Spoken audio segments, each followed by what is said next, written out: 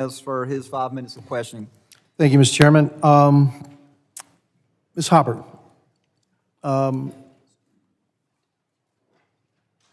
many children do you think that DHS basically lost, didn't have track of during the 4 years of the Biden administration that were admitted into the United States? The reports vary, but as of the last number that we were made aware of was over 325,000 children that went unaccounted for. 325,000 children are not accounted for. So my colleagues on the other side don't want to speak about this hearing. They want nothing to do with this hearing, all right? Why? Because of the failure, and one of the greatest failures in American history of the Biden administration, I believe, was in not keeping track of children. And it wasn't like the folks that sit on the other side of this aisle weren't made aware by people sitting on this side of the aisle that it was happening.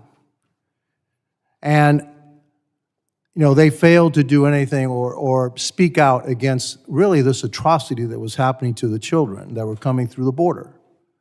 So this hearing is about the enrichment of certain, NGOs and their part in this tragedy. But also one thing that we haven't talked about is really, not only did this administration enrich a lot of these NGOs, and I'm not painting them all the same. I'm Catholic, all right? So, you know, and I'm a really good friend of my Archbishop in Miami, all right? You know, we have dinner and all that. So I know the great work that they do, but I know there's also bad apples in there. But also the billions of dollars that flowed to the Mexican cartels through human trafficking. And all of it, and you heard, this is not the first time you're going to hear me say it, was done on purpose. Because you can't be that stupid. You can't be that dumb. And so the Biden administration lost track of 300,000 people, children, all right? Probably lost track of millions of other people, migrants, you know, in the United States as they were being trafficked all around. Some indentured servants, the children indentured servants, and even worse, in sex trade, all done on purpose. That has to be one of the biggest scandals in American history. And that's why my colleagues on the other side are running for the hills. But you can run, but you can't hide. And you can't justify the inexcusable. And it's not like we didn't tell them.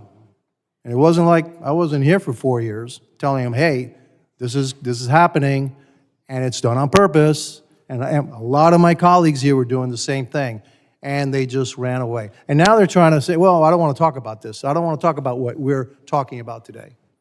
And so what we're trying to, I guess, bring to light is we want to make sure this never happens again.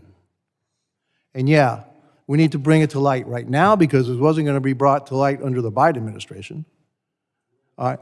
And make sure that it never happens again. And I thank God that we have President Trump in office who has controlled the border. And so the cartels aren't getting richer by the minute using human trafficking, and that our children, those children are not being exploited. And so, again, what can we do to make sure this never happens again, Ms. Hopper? Thank you for your question. I actually had compiled a couple of policy recommendations. Now, there are more than what that I can provide, but first of all, we need to initiate forensic audits of all ORR contracts over $100 million and potentially suspend funding until completed, along with implementing full clawback provisions for unspent funds and mandate independent federal oversight, standardized tracking, and thorough home studies for UAC placements. Thank you, and I hope that we as a committee can take those recommendations and put them into legislation, and I hope it would be a bipartisan effort. because what's happening to those children is definitely a crime. Thank you, and I yield back. The gentleman yields Point of back. order, Mr. Chairman, point of order. Point of order. Thank you. I ask unanimous consent to include into the record this Republican press release from this committee saying that Catholic Charities and the U.S. Conference of Catholic Bishops is in fact under investigation. Without objection, it will be admitted. Chair now recognizes